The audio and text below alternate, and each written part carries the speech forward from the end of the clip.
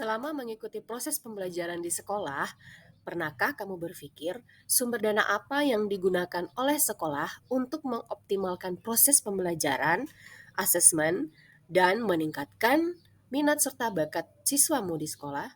Ya, tepat sekali. Sumber dana yang digunakan untuk mengoptimalkan proses pembelajaran dan memberikan bantuan kepada siswa kurang mampu bersumber dari dana APBN.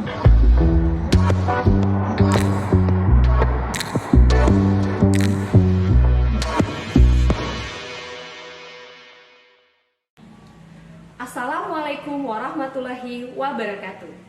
Perkenalkan, saya Rosmalina Tebiari, guru pada SMP Negeri 1 Tual. Saya adalah peserta mengajar APBN tahun 2023. Pada kesempatan kali ini, saya akan mengajak sobat muda sekalian untuk belajar tentang apa itu APBN, fungsi dan tujuannya, serta penggunaannya di sekolah. Yuk sama-sama kita belajar.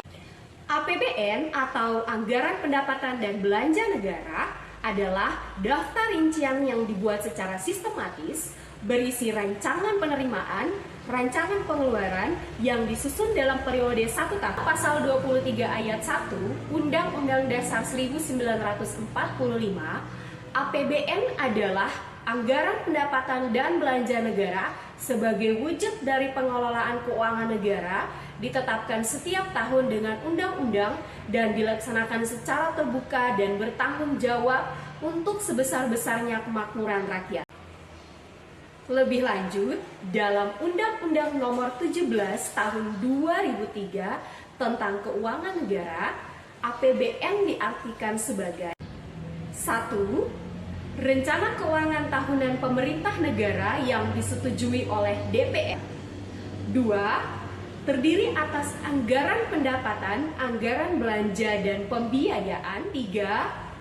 APBN disusun meliputi 1 tahun anggaran. Keempat, APBN ditetapkan tiap tahun dengan undang-undang. Kelima, APBN mempunyai fungsi otoritas perencanaan, pengawasan, alokasi, distribusi, dan stabilisasi. Fungsi APBN yang pertama adalah fungsi alokasi. Fungsi alokasi bertujuan untuk membagi anggaran dialokasikan pada pembangunan dan pemerataan. Misalnya, menetapkan besarnya anggaran untuk belanja gaji pegawai, belanja barang, dan anggaran pembangunan suatu proyek. Fungsi APBN yang kedua adalah fungsi distribusi. Fungsi distribusi bertujuan untuk penyaluran dana kepada masyarakat berdasarkan alokasi yang sudah ditetapkan. Contohnya, distribusi APBN untuk memberikan subsidi BBM, bahan pokok, dan listrik atau memberi bantuan pendidikan bagi masyarakat kurang mampu. Fungsi APBN yang ketiga adalah fungsi stabilisasi. Fungsi stabilisasi ini digunakan pemerintah untuk menstabilkan keadaan ekonomi negara agar terhindar dari hal-hal yang tidak diinginkan.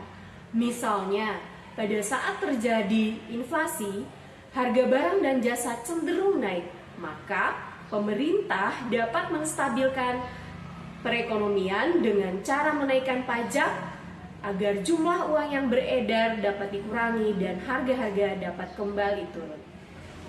Fungsi keempat dari APBN adalah fungsi otoritas.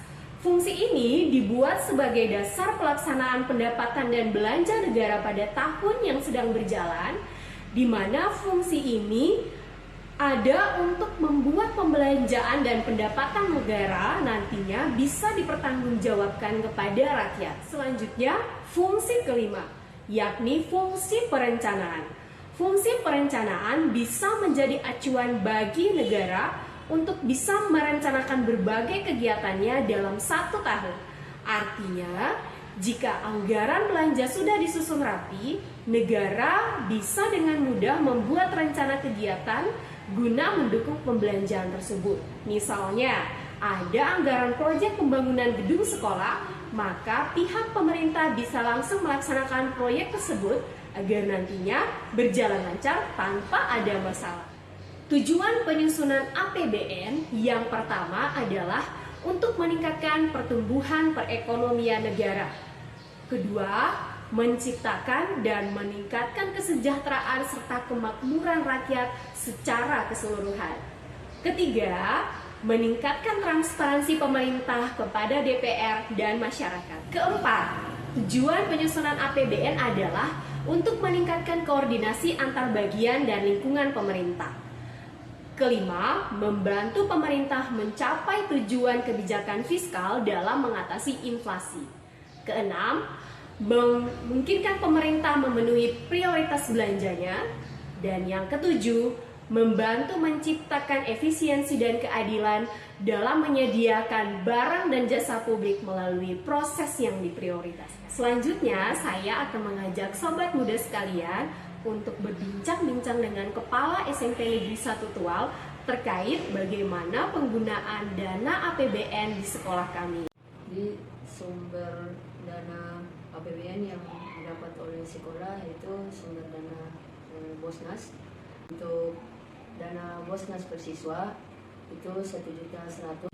Lalu penggunaan dana APBN untuk mengoperasionalkan kegiatan-kegiatan sekolah, misalnya kegiatan ekstrakurikuler, kegiatan sarana prasarana, kegiatan